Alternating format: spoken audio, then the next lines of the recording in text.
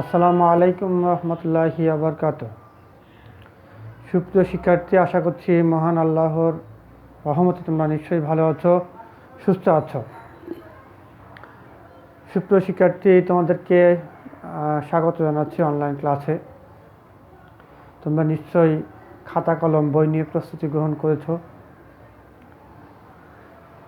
তো যারা এখনও পর্যন্ত খাতা কলম বই নিয়ে প্রস্তুতি নাওনি তাদেরকে অনুরোধ করছি অন্তত বই এবং কলম এটা একেবারেই সামনে থাকবে। কারণ আমি যখন জ্ঞানমূলক প্রশ্ন বা অনুধাবনমূলক প্রশ্ন দেখাতে বলবো সেগুলো আন্ডারলাইন করবে, মার্ক করবে। কিছু বিষয় তথ্য তোমরা লিখে নেবার জন্য খাতাটা প্রস্তুত রাখবে। তো যাই হোক, তোমাদের গত ক্লাসে আমি সাহিত্যের রূপপুঁথি পড়িয়েছিলাম। তো সেখানে কবিতা এবং নাটক নিয়ে আলোচনা করেছিলাম। কবিতায় মহাকাব্য কী, গীতি কবিতা কী সেই বিষয়ে বলেছিলাম। নাটক সম্পর্কে বলেছিলাম, নাটক বাংলা সাহিত্যের সবচেয়ে প্রাচীন একটি শাখা এবং দর্শক সমাজকে বা পাঠ যারা সামনে উপবিষ্ট থাকে তাদেরকে নাটক সরাসরি ইম্প্যাক্ট ফেলে বা প্রভাবিত করে সে বিষয়ে বলেছিলাম এবং নাটকের শ্রেণী বিভাগ সম্পর্কে আলোচনা করেছিলাম। প্রিয় শিক্ষার্থী, চলো আজ আমরা আমাদের নির্ধারিত পাঠে চলে যাই। আমাদের আজকের পাঠ হচ্ছে ছোট গল্প, এরপরে হচ্ছে উপন্যাস এবং প্রবন্ধ।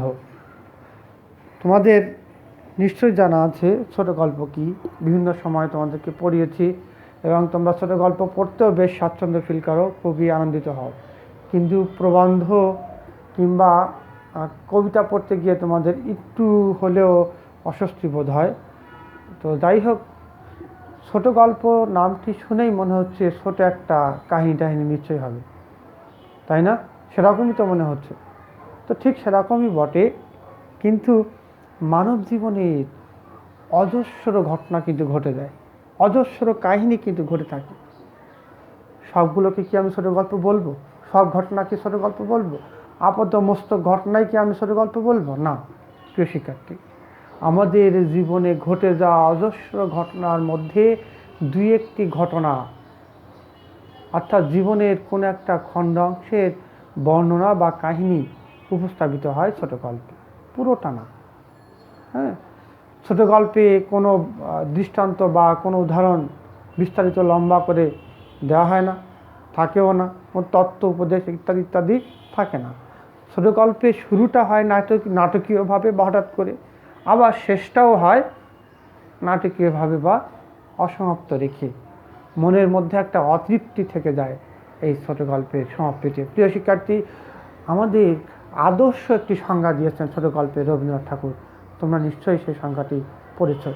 দেখো, আমি একটু শোনাই তোমাদেরকে পড়ে। ছোট প্রাণ, ছোট ব্যথা, ছোট ছোট দুঃখ কথা, নিতান্তই সহজ সরল, সহস্র বিস্তৃতি রাশি প্রত্যাহ যেতেছে ভাসি, তারই দু চারটি অশ্রু জল। নাহি বর্ণনা ছটা ঘটনার ঘন ঘটা, নাহি তত্ত্ব নাহি উপদেশ, অন্তরে অতৃপ্তি রবে, সাঙ্গ করি মনে হবে, শেষ হয়েও হইল না শেষ। অর্থাৎ আমাদের ছোটো ছোটো ব্যথা, দুঃখ, যন্ত্রণা এগুলো কিন্তু আমাদের জীবনে প্রতিনিয়ত চলছে চলছে চলছে। তার মধ্যেই দু একটি ঘটনা কিন্তু খুবই তাৎপর্যপূর্ণ, খুবই ব্যথাদায়ক। ঠিক সেরকম একটি ঘটনাকে বেছে নেওয়া হয় এবং সেখানে কি থাকবে না, কোনো বর্ণনার কোনো ঘনঘটা থাকবে না, ছটা থাকবে না, কোনো তত্ত্ব উপদেশ ইত্যাদি থাকবে না, এবং অন্তরের মধ্যে একটা অতৃপ্তি থেকে যাবে এবং মনে হবে শেষ হয়েও যেন শেষ হচ্ছে না। হ্যাঁ, এরপরে কি একটা কোশ্চেন কিন্তু আমাদের মনের মধ্যে থেকে থাকে। তবে রবীন্দ্রনাথ যে সংজ্ঞা দিয়েছেন, এই সংজ্ঞার শেষ লাইনটি খুবই তাৎপর্যপূর্ণ। কীরকম? শেষ হয়ে হইল না শেষ। কেন? অর্থাৎ ছোট গল্পের শুরু এবং শেষ নাটকীয়ভাবে সম্পন্ন হয়ে পাঠক হৃদয়ে এক প্রকার অতৃপ্তির বেদনা জাগায়, যে কারণেই রবীন্দ্রনাথ এই কথাটি বলেছেন। আচ্ছা, এখান থেকে কী ধরনের প্রশ্ন আসতে পারে? ছোট গল্পের সংজ্ঞা, বা ছোট গল্প কাকে বলে, বা ছোট গল্প বলতে আমরা কি বুঝি, অথবা শেষ লাইনটি শেষ হয়ে হইল না শেষ বলতে রবীন্দ্রনাথ কী বুঝিয়েছেন? হ্যাঁ, এ ধরনের প্রশ্ন আসতে পারে। তো তোমাদের বইয়ের যে আলোচনা অর্থাৎ 160 পৃষ্ঠায় যে আলোচনা আছে সেটি হচ্ছে, সেখান থেকে কিছু গুরুত্বপূর্ণ তথ্য আমি বলে দিই। অর্থাৎ বাংলা সাহিত্যে ছোট গল্পের বয়স কিন্তু বেশি নয়। যদি বয়স হিসাব করি তাহলে সাহিত্যের সবচেয়ে সর্বকনিষ্ঠ শাখা, বিশেষ করে যে উপন্যাস, নাটক, মহাকাব্য, হ্যাঁ, ছোট গল্প ইত্যাদি ইত্যাদি, এদের মধ্যে সবচেয়ে কনিষ্ঠ শাখা হচ্ছে ছোট গল্প। বয়স কীরকম?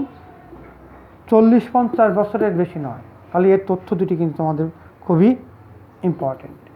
আচ্ছা, এরপরে এই ছোট গল্পের সংজ্ঞা নিয়ে নানা কথা বলেছেন।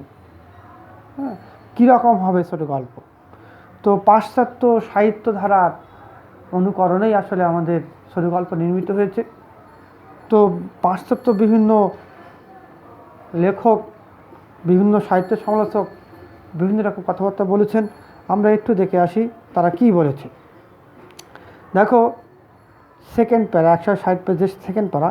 বিশ্ববিখ্যাত মার্কিন ছোট গল্পকার এডগার অ্যালান পো মনে করতেন আধা ঘন্টা থেকে 2-1 ঘন্টার মধ্যে পড়ে ওঠা যায় এমন কাহিনী ছোট গল্প। তাহলে কি আধা ঘন্টা থেকে 2-1 ঘন্টা ডিউরেশনটা হবে এমন সাহিত্যই ছোট গল্প। আবার ইংরেজ লেখক H.G. ওয়েলস, হ্যাঁ, H.G. ওয়েলস কি বলেছেন? ছোট গল্পের আয়তন এমন হওয়া সঙ্গত যেন 10 থেকে 50 মিনিটের ভেতরে পড়ে শেষ করা যায়। তাহলে 10 থেকে 50 মিনিট মানে কি 1 ঘন্টাও না। হ্যাঁ, আচ্ছা, এরপরে ইংরেজি ভাষায় পোকে ছোট গল্পের জনক হিসেবে বিবেচনা করা হয়। তিনি একটা ইংরেজি সংজ্ঞা দিয়েছেন।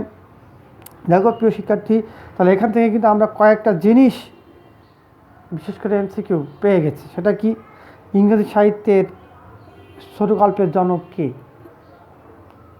পোকে বলা হয় ইংরেজি সাহিত্যের ছোট গল্পের জনক। এরপরে আরেকটা হচ্ছে 10 থেকে 15 মিনিটের ভিতরেই পড়ে শেষ করা যায় এমন সাহিত্যের ছোট গল্প কে বলেছেন? H.G. ওয়েলস। আচ্ছা, আধা ঘন্টা থেকে 2-1 ঘন্টার মধ্যে পড়ে ওঠা যায় এমন কাহিনী ছোট গল্প কে বলেছেন? এডগার অ্যালান পো। তো এইসব বিষয়গুলো তোমাদেরকে কিন্তু লাগবে। এরপরে ইংরেজি একটা কথা বলা আছে, নিশ্চয়ই তোমরা এটা পড়েছো, যে in the whole composition there should be no word written of which the tendency, direct or indirect, is not to the open pre-established design. Undue brevity is just as exceptional here as in the poem, but undue length is yet more to be avoided. অর্থাৎ এখানে যে বিষয়টি বলা হচ্ছে, অর্থাৎ অনেক দীর্ঘ কোনো কাহিনী হবে না, কিংবা কবিতা আকারেও নয়, হ্যাঁ, গদ্যে লিখিত হবে, মানব জীবনের ছোটোখাটো কোনো বিষয় হবে, এগুলো নিয়েই হচ্ছে ছোট গল্প। তো বলাই বাহুল্য, উপন্যাস এবং ছোট গল্পের মধ্যে একটু পার্থক্যটা যদি আমরা বোঝার চেষ্টা করি তাহলেই ছোট গল্পটি আমরা বুঝে ফেলব। কীরকম? উপন্যাস কিন্তু দীর্ঘ কাহিনী থাকে, মানব জীবনের পুঙ্খানুপুঙ্খ বর্ণনা সেখানে থাকে। একেবারে একটা সিনেমা যেমন সিনেমেটিক স্টাইল, অর্থাৎ সিনেমার মধ্যে যেমন আবদ্ধমস্ত কাহিনী থাকে, একটা উপন্যাসেও প্রায় সেরকম দীর্ঘ কাহিনী থাকে। কিন্তু ছোট গল্পে তা থাকে না। ছোট গল্পের চরিত্রের সংখ্যা খুবই সীমিত থাকে, 2-4টার মধ্যেই শেষ। কিন্তু উপন্যাসে 100 চরিত্র থাকলেও কোনো অসুবিধা নেই। মিল কোথায়, স্যামিলারিটি কোথায়? এটাও গদ্যে লিখিত, ওটাও গদ্যে লিখিত, ওখানেও কাহিনী আছে, এখানেও কাহিনী আছে, কিন্তু কাহিনী একটা খণ্ডাংশ ছোট গল্পের মধ্যে আছে, আর বিশাল আকারে কাহিনী আছে উপন্যাসের মধ্যে। তো বিভিন্ন সাহিত্য সমালোচক ছোট গল্পের সম্পর্কে বিভিন্ন কথা বলেছেন। সাহিত্য গবেষক শ্রীশচন্দ্র দাস কি বলেছেন আমরা একটু জেনে নেই। আসল কথা এই যে, ছোট গল্প আকারে ছোট হইবে বলিয়া ইহাতে জীবনের পূর্ণাবয়ব আলোচনা থাকিতে পারে না। জীবনের খণ্ডাংশকে লেখক যখন রস নিবিড় করিয়া ফুটাইতে পারেন, তখনই ইহা সার্থকতা। জীবনের কোনো একটি বিশেষ মুহূর্ত কোনো বিশেষ পরিবেশের মধ্যে কেমনভাবে লেখকের কাছে প্রত্যক্ষ হইয়াছে, ইহাই তার রূপায়ণ। এই জায়গাটা হচ্ছে ভাইটাল। অর্থাৎ জীবনের কোনো একটা বিশেষ মুহূর্ত কোনো একটা বিশেষ পরিবেশের মধ্যে কেমনভাবে লেখকের কাছে প্রত্যক্ষ হইয়াছে, তাই তার রূপায়ণ। আমরা শুভগল্প নিশ্চয়ই পড়েছি রবীন্দ্রনাথ ঠাকুরের, নিরুপমা গল্প পড়েছি, সমাপ্তি গল্প পড়েছি, হ্যাঁ, তো বিভিন্ন পোস্টমাস্টার গল্প পড়েছি, বিভিন্ন, হয়তো তোমরাও পড়ে থাকবে। তো সেসব গল্প যখন আমরা পড়ি, তখন কিন্তু কোনো নির্দিষ্ট একটা মানব জীবনের কোনো নির্দিষ্ট একটা বিষয়কে নিয়ে, কোথায় হয়তো যৌতুক প্রথা নিয়ে রচিত, কোথাও হয়তো বা বোবা বা প্রতিবন্ধী একটা অবস্থাকে নিয়ে, কোথাও হয়তো মধ্যবিত্তের টানাপোড়েনের বিষয়টি নিয়ে রচিত, অর্থাৎ জীবনের একটা খণ্ডাংশ নিয়ে এই ছোট গল্পগুলো নির্মিত হয়েছে। তো সে বিষয়টি এখানে বলা হচ্ছে। আকারে ছোট বলিয়া এখানে বহু ঘটনা সমাবেশ বা বহু পাত্রপাত্রীর ভিড় সম্ভবপর নয়। তাহলে কি ছোট গল্প আকারে ছোট হওয়ায় ক্যারেক্টার চরিত্র বেশি করা সম্ভব নয়। ছোট গল্পের আরম্ভ এবং উপসংহার নাটকীয় হওয়া চাই। তাহলে ছোট গল্পের আরম্ভ এবং উপসংহার কেমন হওয়া চাই? নাটকীয় হওয়া চাই। প্রিয় শিক্ষার্থী, এগুলো কিন্তু ছোট গল্পের বৈশিষ্ট্য। সুতরাং এখান থেকে বহুপদী প্রশ্ন আসতে পারে, তোমাদেরকে এগুলো মার্ক করে রাখতে হবে। তো এরপরে বলা হচ্ছে যে সত্য কথা বলিতে কি, কোথাও আরম্ভ করিতে হইবে, কোথায় সমাপ্তি রেখা টানিতে হইবে, এই শিল্প দৃষ্টি যাহার নাই, তাহার পক্ষে ছোট গল্প লেখা লাঞ্ছনা বই কিছুই নয়। তাহলে একজন ছোট গল্পকার কীভাবে ছোট গল্প লিখবেন, তার একটা সীমারেখা কিন্তু এখানে আছে। বাংলা ভাষায় সার্থক ছোট গল্পকারের অনন্য দৃষ্টান্ত রবীন্দ্রনাথ ঠাকুর। তাহলে এটা কিন্তু এমসিকিউর জন্য গুরুত্বপূর্ণ। বাংলা সাহিত্যের ছোট গল্পের সার্থক রূপকার কে? রবীন্দ্রনাথ ঠাকুর। এরপরে চরিত্রের বৈশিষ্ট্য অনুযায়ী ছোট গল্পের বিভিন্ন প্রকার দেওয়া আছে, এগুলো তোমরা পড়ে নিবে।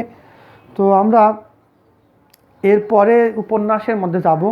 তো উপন্যাস সম্পর্কে একটু হলেও ধারণা পেয়েছি যে এর মধ্যে দীর্ঘ একটা কাহিনী থাকে এবং এই কাহিনীটি গদ্যে লিখিত হয়। জীবনের কোনো খণ্ডাংশের বর্ণনা নয়, যেটা ছোট গল্পে আছে সেটি নয়, দীর্ঘ কোনো বর্ণনা, যেটার মধ্যে মানব জীবনের পূর্ণাঙ্গ একটা বিস্তৃত বর্ণনা থাকবে।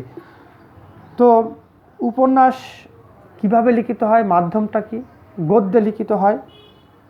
এবং একটু বলে রাখা ভালো যে উপন্যাস গদ্যে লিখিত হচ্ছে বলেই কিন্তু আমরা তাকে উপন্যাস বলতে পেরেছি। না হলে কি হতো, মধ্যযুগেও কিন্তু কাহিনী নিয়ে লেখা হতো। হ্যাঁ, উপন্যাস যেহেতু কাহিনী নির্ভর বা প্লট নির্ভর, তো এই উপন্যাসের যে কাহিনী, এটিও কিন্তু মধ্যযুগে লেখা হতো, কিন্তু কিভাবে? কবিতার ঢঙে, পদ্যে লেখা হতো। তাহলে সেটা যেহেতু পদ্যে লেখা হতো কিন্তু কাহিনী ছিল, বর্তমান সময়ে এসে উপন্যাস গদ্যে লেখা হচ্ছে, সেটাও তো কাহিনী। মৌলিক পার্থক্য কোথায়? গদ্য আর পদ্য। আচ্ছা, কবিতার মধ্যে তেমন কোনো ক্যারেক্টার উপন্যাসের মতো বিস্তারিত আকারে থাকতো না, থাকতো কিন্তু এত না। আচ্ছা, তো যাই হোক, সেগুলো আমরা একটু পড়ে দেখি এখানে কি অবস্থা। সাহিত্যের শাখা প্রশাখার মধ্যে উপন্যাস অন্যতম, তাহলে এটা মার্কিং করবে। শুধু তাই নয়, পাঠক সমাজে উপন্যাসই সর্বাধিক বহুল পঠিত এবং জনপ্রিয়তা শীর্ষে। খুবই ইম্পর্টেন্ট তথ্য। অর্থাৎ বর্তমান বাঙালি সমাজে উপন্যাস এমন কোনো মানুষ নেই যে মনে হয় পড়েনি, দুই একখানা পড়েনি। তাহলে কেউ কবিতা পড়তে হয়তো বিরক্তি ফিল করে বটে, কিন্তু উপন্যাস পড়তে কারোর বিরক্তি আসে এমন দেখা যায়নি। সে কারণেই পাঠক সমাজে উপন্যাসই সবচেয়ে বহুল পঠিত এবং জনপ্রিয়তার শীর্ষে। তো উপন্যাসের কোনো একটি কাহিনী বর্ণিত হয়ে থাকে এবং কাহিনীটি গদ্যে লিখিত হয়ে থাকে। তাহলে এইটা একটা উপন্যাসের বৈশিষ্ট্য, যে উপন্যাসে কোনো একটা কাহিনী বর্ণিত হয়ে থাকে এবং সেটি গদ্যে লিখিত হয়। 2 নম্বর, মানে বহুপদীর জন্য গুরুত্বপূর্ণ। কিন্তু পূর্বে এমন এক সময় ছিল যখন কাহিনী পদ্যে লেখা হতো, তখন অবশ্য তাকে উপন্যাস বলা হতো না। যেমন বাংলা সাহিত্যের মধ্যযুগে সব ধরনের মঙ্গল কাব্যই ছন্দে রচিত এবং তাতে গল্প বা কাহিনী প্রকাশিত হয়েছে, তবু তাকে উপন্যাস না বলে কাব্যই বলা হতো, যেহেতু কবিতার ন্যায় তা ছন্দে রচিত হয়েছে। তাহলে মধ্যযুগের যে কাহিনীগুলো সেগুলো কেন উপন্যাস নয় সেটির ব্যাখ্যা কিন্তু এখানে বলা হয়েছে। বলছে কারণ সেগুলো কবিতার ন্যায় লিখিত হতো, যে কারণে সেটা উপন্যাস নয়। উপন্যাস রচিত হয় গদ্য ভাষায়, এই তথ্য অত্যন্ত প্রয়োজনীয়। তাহলে উপন্যাস কোন ভাষায় রচিত হয়? গদ্য ভাষায়। ছন্দবদ্ধ রচনার অনেক পরে যেহেতু গদ্যের আবির্ভাব, তাই অপেক্ষাকৃত আধুনিককালে গদ্য কাহিনী লেখা হয়েছে। তাহলে এখান থেকে একটা তথ্য আমরা পেয়ে গেলাম, সেটা কি উপন্যাস কোন কালের সৃষ্টি? আধুনিক কালের সৃষ্টি। কারণ আধুনিক কালেই কিন্তু গদ্যে কাহিনী লেখা হয়েছে। অর্থাৎ মধ্যযুগে আমরা কবিতা প্রধান ছিলাম, আর আধুনিক যুগে এসে গদ্যের প্রভাবটা বেশি হলো, এবং এই আধুনিক যুগে এসেই উপন্যাসের সৃষ্টি। কারণ উপন্যাস গদ্যে লিখিত হয়, একেবারে যুক্তির মতো, গণিতের মতো সাজানো। গল্প বা ছোট গল্প, উপন্যাস, রম্যকাহিনী ইত্যাদি। উপন্যাসের প্রধান উপজীব্য হলো প্লট। খুবই ইম্পর্টেন্ট, পরীক্ষার জন্য খুবই গুরুত্বপূর্ণ। উপন্যাসের প্রধান উপজীব্য কি? প্লট। ওই প্লট বা আখ্যান ভাগ তৈরি হয়ে ওঠে গল্প ও তার ভিতরের উপস্থিতি বিভিন্ন চরিত্রের সমন্বয়ে। তাহলে কি ওই প্লট বা আখ্যান ভাগ কীভাবে তৈরি হয়? গল্প তার ভিতরের উপস্থিত বিভিন্ন চরিত্রের সমন্বয়ে। অর্থাৎ আমরা উপন্যাসের মধ্যে ক্যারেক্টারগুলো দেখি, ক্যারেক্টারের মুখ দিয়ে কিছু কথা বলিয়ে উপন্যাসটা এগিয়ে যায়, অগ্রগতি সামনের দিকে যায়। তো এই যে কাহিনী এগিয়ে যাওয়ার বিষয়টি, এর সাথে কার ভূমিকা বেশি? ক্যারেক্টার, চরিত্রের ভূমিকাটা বেশি। তো সেটাই বলা হচ্ছে। এরপরে বলা হচ্ছে যে বাংলা সাহিত্যের সবচেয়ে সার্থক ঔপন্যাসিক এবং কালজয়ী ঔপন্যাসিক হচ্ছে বঙ্কিমচন্দ্র চট্টোপাধ্যায়। 19 শতকের পূর্বে বাংলার কোনো উপন্যাস রচিত হয়নি, এবং ইংরেজি উপন্যাস পাঠ করে অনুপ্রাণিত হয়ে বঙ্কিম উপন্যাস রচনায় হাত দেন। অর্থাৎ 19 শতক, 1800 পরে, অবশ্যই আধুনিক কাল। আমাদের এই উপন্যাস কে প্রথম রচনা করেছেন এটা নিয়ে কিন্তু তর্ক বিতর্ক রয়েছে। কেউ বলেন যে প্যারিসাদ মিত্রের আলালের ঘরে দুলাল, সেটি হচ্ছে বাংলা সাহিত্যের প্রথম উপন্যাস। নানাজন নানা কথা বলে, কিন্তু আসলে এই উপন্যাস এর যে আঙ্গিক গঠন কৌশল বা বিভিন্ন উপাদান, কি থাকতে হবে, কি থাকতে হবে না, এই বিষয়ে যেসব আলোচনাগুলো আছে, সেই দৃষ্টিকোণ থেকে যদি আমরা বলি, বাংলা সাহিত্যের প্রথম সার্থক উপন্যাসের রচয়িতা কিন্তু বঙ্কিমই। তার দুর্গেশ নন্দিনী যে উপন্যাসটি, এটা দিয়েই আমাদের উপন্যাসের যাত্রা শুরু। এরপরে কপালকুণ্ডলা, বৃক্ষ, চন্দ্রের শেখর ইত্যাদি কালজয়ী কথা সাহিত্য বা উপন্যাসটি তিনি রচনা করেছেন। বঙ্কিমের পরে মহৎ ঔপন্যাসিক বলতে আমরা প্রধানত রবীন্দ্রনাথ ঠাকুর এবং শরৎচন্দ্র চট্টোপাধ্যায়কে বুঝি। একটি পরিসংখ্যানে দেখা গেছে পৃথিবীতে যেখানে যত বাঙালি রয়েছে তাদের ভিতরে শরৎচন্দ্রই এখন পর্যন্ত সবচেয়ে বেশি পঠিত এবং জনপ্রিয়। তাহলে এটা একটা ইম্পর্টেন্ট তথ্য। বাংলা সাহিত্যে শরৎচন্দ্র চট্টোপাধ্যায়ের অবস্থান কোথায়? তিনি সবচেয়ে জনপ্রিয় লেখক, বা বাংলা সাহিত্যে সবচেয়ে পঠিত এবং জনপ্রিয় লেখক কে? শরৎচন্দ্র চট্টোপাধ্যায়। মানে শরতের লেখা বঙ্কিমের চেয়েও অনেক সহজ, মানুষ তাকে গ্রহণ করেছে। বঙ্কিম যে দৃষ্টিকোণ থেকে উপন্যাস লিখেছেন, শরৎ তাছাড়া একটু অন্যভাবে লেখার চেষ্টা করেছেন, অর্থাৎ মানুষের আবেগকে প্রাধান্য দিয়েছেন।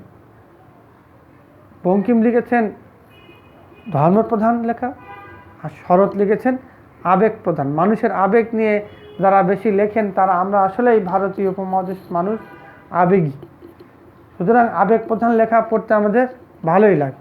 শরৎ যেহেতু ওই বিষয়গুলো বেশি লিখেছেন, সেহেতু তার উপন্যাসই বেশি পঠিত এবং জনপ্রিয়।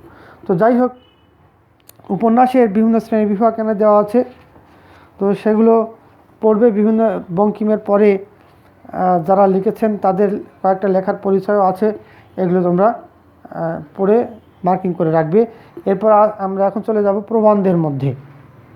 প্রবন্ধ সম্পর্কে একটু বলে নেই। প্রবন্ধ এমন একটি রচনা যেটি হচ্ছে জ্ঞান সমৃদ্ধ রচনা, তথ্যবহুল রচনা। প্রবন্ধের মধ্যে কি থাকে? বিভিন্ন তথ্য উপাত্তে ভরা থাকে। আমরা জানা অজানা নানা খবর কিন্তু এই প্রবন্ধের মধ্যে দিয়ে জানতে পারি। প্রবন্ধ পড়তে গেলে আমাদের একটু খারাপ লাগে, রসকসীন মনে হয়, কিন্তু আসলেই প্রবন্ধ দুটো শ্রেণী আছে, তন্ময় আর মন্ময়। তন্ময় প্রবন্ধটি পড়তে একটু খারাপ লাগে বটে, মন্ময় কিন্তু খারাপ লাগে না। মন্ময় প্রবন্ধের মধ্যে কিন্তু লেখকের ব্যক্তি হৃদয়ের একটা প্রাধান্য থাকে, হ্যাঁ। আর তন্ময় বস্তুনিষ্ঠ যেসব প্রবন্ধ, সেখানে তথ্যের জ্ঞানের সমৃদ্ধি বেশি থাকে। তো কথা হচ্ছে, একটা জায়গায় সব তথ্যবহুল, সব জ্ঞান সমৃদ্ধ বিষয়গুলো যদি কোনো কিছুর মধ্যে থাকে, তাকে কি আমি প্রবন্ধ বলতে পারবো কি না, এটাই আমার কোশ্চেন। প্রিয় শিক্ষার্থী, তোমরা কি ভাবো, তাকে কি বলা যাবে? তাহলে খবরের কাগজ, ম্যাগাজিন, মানে যেগুলো বিভিন্ন লেখা আকারে বের হয় আর কি, তথ্য উপাত্ত জানার জন্য বিজ্ঞান বিষয়ক ম্যাগাজিন বা বিভিন্ন ইত্যাদি ইত্যাদি বিভিন্ন ম্যাগাজিন কিন্তু বের হয়, এগুলো কি আমি প্রবন্ধ বলতে পারবো? না। যদি তার মধ্যে মৌলিকতা থাকে, সৃজনশীলতা থাকে, তাহলে না বলা যায়। কিন্তু সংবাদপত্রের মধ্যে কি কোনো মৌলিকতা থাকে? লেখকের ব্যক্তি আবেগের প্রাধান্য থাকে? লেখকের যে চিন্তন দক্ষতা, পাণ্ডিত্য, এগুলো কি থাকে? নিছক আমরা দেশ বিদেশের খবর জানতে পারি, বিভিন্ন সামারি জানতে পারি, পরিসংখ্যান জানতে পারি বটে, কিন্তু সেগুলো প্রবন্ধ নয়। প্রবন্ধ হতে হলে হ্যাঁ, তার মধ্যে তথ্য থাকতে পারে, উপাত্ত থাকতে পারে, কিন্তু লেখকের চিন্তন শক্তি, জ্ঞান এবং দক্ষতার যে সংমিশ্রণ, সেটি কিন্তু প্রবন্ধের মধ্যে থাকতে হয়। প্রিয় শিক্ষার্থী, তোমাদের কাছে মনে হচ্ছিল প্রবন্ধ কী জিনিস, তার এমন কী জিনিস ঠিক নাই, যা আসলে প্রবন্ধ অনেক ভালো জিনিস। এটা পড়লে আমাদের অনেক অজানা তথ্য আমরা জানতে পারি এবং আমাদের জ্ঞানকে সমৃদ্ধ করতে পারি, হ্যাঁ। সেজন্য আমরা বেশি বেশি প্রবন্ধ পড়ব। এখন সৈয়দ আলিউল্লাহর কথা বলতে পারো, কিংবা সৈয়দ মুজতবা আলীর কথা বলতে পারো, হ্যাঁ, রবীন্দ্রনাথ ঠাকুরের কথা বলতে পারো, বিভিন্ন লেখকের কথা তোমরা বলতে পারো। তবে রবীন্দ্রনাথ যে কবিতা, যে প্রবন্ধগুলো লিখেছেন, বিচিত্র প্রবন্ধ, তো সেখানে ব্যক্তি হৃদয়ের প্রাধান্য যেহেতু আছে, সেহেতু সেগুলো বেশ অন্যরকম ভালো লাগা আছে। তো যাই হোক, আমরা প্রবন্ধ নিয়ে কিছু কথাবার্তা তোমাদেরকে বলি, একটু মার্কিং করবে যে বিষয়গুলো আমি বলবো। আমরা সকলেই অস্পষ্টভাবে বুঝি প্রবন্ধ কাকে বলে, কী রকম। গদ্যে লিখিত এমন রচনা যার উদ্দেশ্য পাঠকের জ্ঞান তৃষ্ণাকে পরিতৃপ্ত করা। তাহলে কি প্রবন্ধের উদ্দেশ্য কি? পাঠকের জ্ঞান তৃষ্ণাকে পরিতৃপ্ত করা। কোনো সন্দেহ নেই, এ জাতীয় লেখায় তথ্যের প্রাধান্য থাকবে, যার ফলে অজ্ঞাত তথ্যাদি পাঠক জানতে পারবে। তাহলে কি প্রবন্ধের মধ্যে কিসের প্রাধান্য থাকে? তথ্যের প্রাধান্য থাকে। ধরা যাক, সংবাদপত্রের যাবতীয় খবরাখবর দেশের, বিদেশের, মহাকাশের ইত্যাদি সবই গদ্য ভাষায় রচিত এবং যার লক্ষ্য পাঠকের অজানা বিষয় পাঠককে জানানো। গদ্য সাহিত্যের অন্তর্গত হলেও তথ্যবহুল রচনা হলেই তাকে প্রবন্ধ সাহিত্যের উদাহরণরূপে গণ্য করা চলবে না। তাহলে এখান থেকে একটা প্রশ্ন হতে পারে, গদ্য সাহিত্যের অন্তর্গত হলেও তথ্যবহুল রচনাকে কেন প্রবন্ধ সাহিত্য বলা যাবে না? অনুধাবনমূলক প্রশ্ন। আচ্ছা, এরপরে কেন যাবে না? দেখো, যদি না লেখাটি সাহিত্য পদবাচ্য হয়, অর্থাৎ সাহিত্য পদবাচ্য যদি না হয়, সাহিত্যের গুণাগুণ যদি না থাকে, সৃজনশীলতা না থাকে, মৌলিকতা না থাকে, তাহলে সেটি প্রবন্ধ হবে না। সাহিত্যের প্রধান লক্ষণ হচ্ছে সৃজনশীলতা। লেখকের সৃজনী শক্তির কোনো পরিচয় যদি পরিস্ফুটিত না হয়, তো তেমন কোনো লেখাকে প্রবন্ধ সাহিত্যের লক্ষণযুক্ত বলা যাবে না। এ কারণে খবরের কাগজে প্রকাশিত সমস্ত লেখাই গদ্য রচিত হলেও তাদেরকে প্রবন্ধ সাহিত্যের নমুনা হিসেবে বিবেচনা করা সঙ্গত নয়। তাহলে তো জ্ঞান বিজ্ঞান সংক্রান্ত সকল রচনায় প্রবন্ধ সাহিত্য বলে গণ্য হতে পারত। তা না হওয়ার কারণ ওই সৃজনশীলতার অভাব। তাহলে সংবাদপত্র কিংবা জ্ঞান বিজ্ঞানের বিভিন্ন রচনা, সেগুলো সাহিত্য নয় কেন, প্রবন্ধ নয় কেন? কারণ ওই সৃজনশীলতার অভাব। মনে রাখা প্রয়োজন, সাহিত্যের যা চিরন্তন উদ্দেশ্য, অর্থাৎ সাহিত্যের উদ্দেশ্য কী? চিরন্তন উদ্দেশ্যটা কি? সৌন্দর্য সৃষ্টি ও আনন্দ দান, বহুবধি। প্রবন্ধের সেই একই উদ্দেশ্য। সাধারণত কল্পনাশক্তি ও বুদ্ধিবৃত্তিকে যা আশ্রয় করে লেখক কোনো বিষয়বস্তু সম্পর্কে যে আত্মসচেতন নাতিদীর্ঘ সাহিত্যরূপ সৃষ্টি করেন তাকেই প্রবন্ধ নামে অভিহিত করা যায়। তাহলে প্রবন্ধ কি? প্রবন্ধের সংজ্ঞা বা প্রবন্ধের পরিচয় দাও, সেক্ষেত্রে এই সংজ্ঞাটি তোমাদের লাগবে, আন্ডারলাইন করবে, মার্কিং করবে। সাধারণত কল্পনা শক্তি এবং বুদ্ধিবৃত্তিকে আশ্রয় করে লেখক কোনো বিষয়বস্তু সম্পর্কে যে আত্মসচেতন নাতিদীর্ঘ সাহিত্যরূপ সৃষ্টি করেন তাকেই প্রবন্ধ নামে অভিহিত করা হয়। তাহলে কি কি থাকতে হবে? কল্পনা শক্তি থাকতে হবে, লেখকের বুদ্ধিবৃত্তি থাকতে হবে, এবং কোনো বিষয়বস্তু সম্পর্কে আত্মসচেতনভাবে নাতিদীর্ঘ মানে বেশ একটু বড়সড় সাহিত্যরূপ সৃষ্টি করে থাকেন, সেটাই হচ্ছে প্রবন্ধ। প্রবন্ধের ভাষা ও দৈর্ঘ্য নানা রকম হতে পারে ঠিকই, তবে তা গদ্যে ও নাতিদীর্ঘ আকারে লিখিত হয়। তাহলে কিভাবে হয়? প্রবন্ধের ভাষা এবং দৈর্ঘ্য ছোট হতে পারে, মাঝারি হতে পারে বা দীর্ঘ হতে পারে। তো যাই হোক, তাতে কোনো অসুবিধা নাই। প্রবন্ধের দুটি রূপ, এটা আগে বলেছি, তন্ময় এবং মন্ময়। তন্ময় মনে হচ্ছে বস্তুনিষ্ঠ, যেখানে বিষয়বস্তুর প্রাধান্য বেশি থাকে সেটাই হচ্ছে বস্তুনিষ্ঠ বা তন্ময়। যেখানে ব্যক্তি হৃদয়ের প্রাধান্য বেশি থাকে সেটা হচ্ছে মন্ময়। তো এখানে একটি গুরুত্বপূর্ণ তথ্য আছে, যেমন তন্ময় প্রবন্ধে বা বস্তুনিষ্ঠ প্রবন্ধে কোনো সুনির্দিষ্ট সুচিন্তিত সৌহৃদ্য বা সীমারেখার মধ্যে আদি মধ্য ও অন্তঃসমন্বিত চিন্তা প্রদান সৃষ্টি। এই তন্ময় প্রবন্ধ সম্পর্কে এই তথ্যটি বলা আছে। এরপরে যেটা আছে সেটা খুবই গুরুত্বপূর্ণ। তন্ময় বা এ জাতীয় রচনায় লেখকের পাণ্ডিত্য, বুদ্ধি ও জ্ঞানের পরিচয় মুখ্য হয়ে দেখা দেয়। তাহলে এই তথ্যটি মার্কিং করো, আন্ডারলাইন করো, যে বস্তুনিষ্ঠ বা তন্ময় জাতীয় রচনায় লেখকের কিসের পরিচয় মুখ্য হয়ে দেখা দেয়? পাণ্ডিত্য, বুদ্ধি এবং জ্ঞানের পরিচয় এটি মুখ্য হয়ে দেখা দেয়। আচ্ছা, আরেক শ্রেণীর রচনাও সম্ভব, যেটা বললাম হচ্ছে মন্ময়, যেখানে লেখকের মেধাশক্তি অপেক্ষা ব্যক্তি হৃদয়ই প্রধান হয়ে ওঠে, এদেরকে বলে মন্ময় প্রবন্ধ। রবীন্দ্রনাথ ঠাকুরের অধিকাংশ প্রবন্ধ এই পর্যায়ের। আচ্ছা, এরপরে বলা হচ্ছে ফরাসি ভাষায় বেল লেথর বলে একটি শব্দ আছে, ইংরেজিতে বেল লেথরই বলে, এর বাংলা নেই। বাংলায় বলা যেতে পারে চারুকথন। বেল শব্দের অর্থ সুন্দর, চমৎকার, আর লেটার শব্দের অর্থ অক্ষর। বেল লেথর মন্ময় প্রবন্ধের উৎকৃষ্ট উদাহরণ। অর্থাৎ পাশ্চাত্য সাহিত্য ধারায়ও কিন্তু এই মন্ময় প্রবন্ধের যে প্রচলন সেটিও কিন্তু ছিল। তার উৎকৃষ্ট উদাহরণ কোনটি? রবীন্দ্রনাথের যেমন বিচিত্র প্রবন্ধ, পাশ্চাত্য সাহিত্য ঠিক বেল লেথর।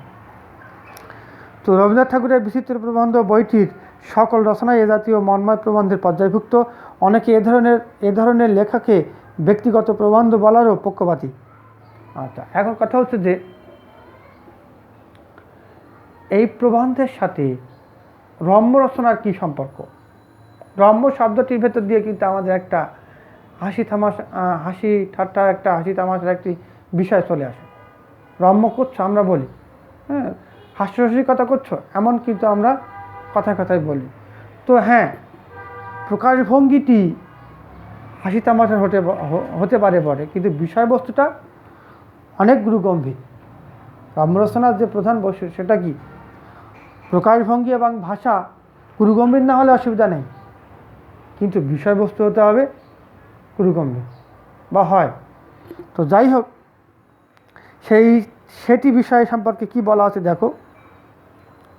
বেল লেথর বোঝাতে রম্য রচনা ব্যবহার করা ঠিক নয়, কারণ রম্য রচনা শব্দদ্বয়ের রম্য শব্দের ভিতরে এমন ইঙ্গিত রয়ে যায় যে লেখাটি সিরিয়াস বা গুরুগম্ভীর বিষয় নিয়ে নয়, অথচ রম্য রচনার বিষয় খুবই গুরুগম্ভীর হতে পারে, কিন্তু প্রকাশভঙ্গি ও ভাষা গুরুগম্ভীর হলে চলবে না। অর্থাৎ আমরা প্রবন্ধ বলতে যেটা বুঝি তন্ময় এবং মন্ময়, বস্তুনিষ্ঠ এবং ব্যক্তি হৃদয় প্রধান। এখন সেই ব্যক্তি হৃদয় প্রধান যে প্রবন্ধের কথা বলা হচ্ছে তার একটা উদাহরণ পাশ্চাত্য সাহিত্যে সেটা বলা হচ্ছে বেল লেথর।